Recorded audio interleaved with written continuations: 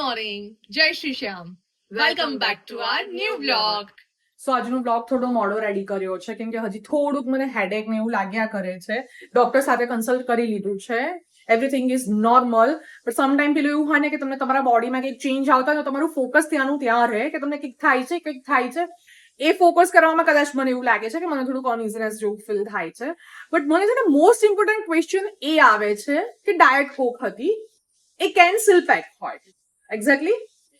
તો અમારું ઓફકોર્સ વાતોમાં ધ્યાન હતું, પણ આજુબાજુમાં કંઈ પણ એવું કંઈક લાગે તો એકચ્યુઅલી મને માખીની પણ એલર્જી છે, એટલે હું છે ને સતત કોન્શિયસ એ હોઉં છું કંઈ છે નહીં ને.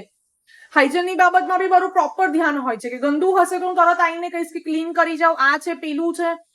ખબર જ ના પડી ક્યારે એ કેનની અંદર આવી ગયું છે કે ઓલરેડી અંદર હતું, એ મારો બહુ મોટો સવાલ હતો.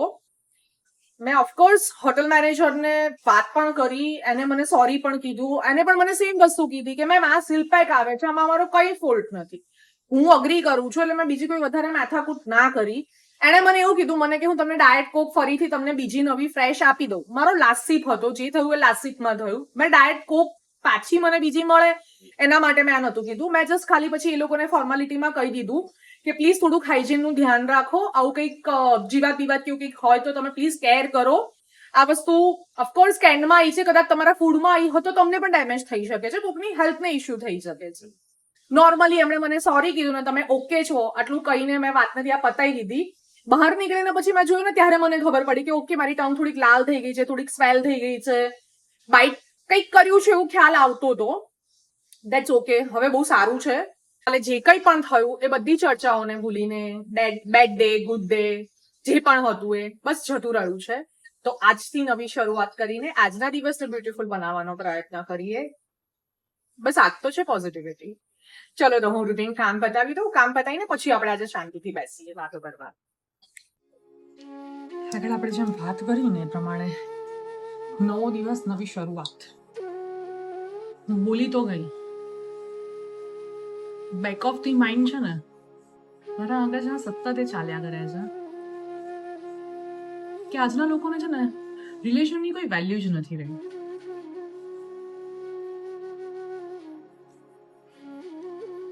કોઈ પણ સંબંધ, ફ્રેન્ડશીપનો હોય કે કુટુંબનો હોય, દરેક સંબંધ છે ને એક તરફી થઈ રહ્યા છે. કોઈ એક જ વ્યક્તિ એને સતત નિભાયા કરે છે, બીજું વ્યક્તિ એને સતત ઉપયોગ કર્યા કરે છે. ઘણી બધી હિન્ટ મળ્યા પછી, ઘણા બધા સબક મળ્યા પછી આપણે અગેન એન્ડ અગેન એ જ સંબંધને સાચવવાના પ્રયત્નો કર્યા કરીએ છીએ. ઘણી બધી વખત આપણને રિયલાઇઝ થતું હોય છે આપણે વધારે કરી રહ્યા છે, એ વ્યક્તિ ઓછું કરી રહ્યું છે. બ્લેમિંગ વળી રહ્યા છે, તમે આ નથી કર્યું, તમે પેલું નથી કર્યું, તમે આ ના કર્યું મારી માટે. અને જ્યારે આપણે એક શબ્દ નથી બોલ્યા કે તમારી એક્સપેક્ટેશન્સ મને અહીંયા હતી હેલ્પ માટે, મેં એવું એક્સપેક્ટ કર્યું હતું કે તમે આ મોમેન્ટ ઉપર મારો હાથ સાવ નહીં છોડ દો, રહેશો મારી સાથે.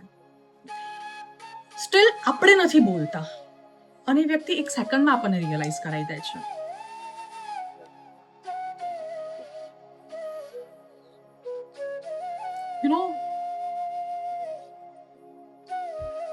જીવનનો એક કડવો અનુભવ હતો જે મેં તમારી સાથે શેર કર્યો. બસ એ જ આશાએ કે તમારી સાથે ક્યારેય કંઈ ખોટું ના થાય. જો અહીંયા સુધી વિડીયો જોઈ છે, તમને કંઈ ગમ્યું હોય તો કમેન્ટ ચોક્કસ કરજો, લાઈક સબસ્ક્રાઈબ જરૂર કરજો. ચેનલના નામ પ્રમાણે અહીંયા ફક્ત સત્ય મળશે, રિયલ ટોક્સ.